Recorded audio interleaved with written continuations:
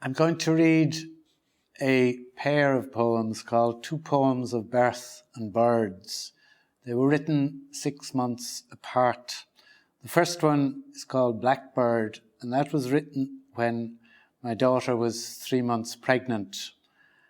And the pregnancy, for health reasons, was very, not dangerous, but could very easily result in a miscarriage because of my daughter's rheumatoid arthritis. And she was obviously very vulnerable because of that, and it was very much on our mind. And just about that time, I was cutting a hedge she was in Dublin, I was cutting a hedge at our own house in Kerry, and something happened, which I think the poem will explain. And then the rest of the poem was finished after, without any serious problems, our grandson was born. Two Poems of Birth and Birds. Blackbird, for Kieran, 3 months pregnant.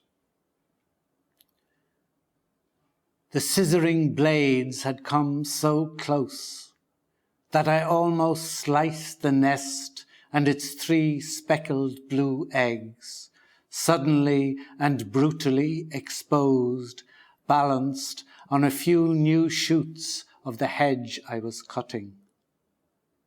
And I thought she would never return, that the nest and eggs would shrivel away into a sad might have been. But less than an hour saw her brown tail again cocked over the nest, her yellow beak and accusing eye willing me not to betray her again, willing the wind not to capsize her world, willing the blades to hold off a while. And now a gale has come and gone, and she is still sitting on the eggs, and I am holding my breath day after day, willing her just a few more weeks of grace. Storm Petrel, for Eivor in Welcome. For 6 months I kept Blackbird hidden, safe, while worms of hope fattened. Now your newly over-the-moon father rightly says it needs a sequel.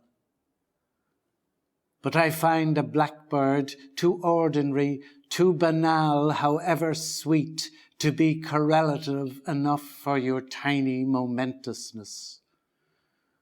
The wings that beat instead into my mind are those of storm petrels, night birds on Skellig, whose gurglings in walls and crevices by day were a warm promise, never fully realized until the birds whizzed past me in the dark and torchlight guided me to where they perched, newly landed, impossibly frail in the face of all that wind and weather, bearing within their restless eyes and tiny quivering frames the knowledge of the oceans, of the stars,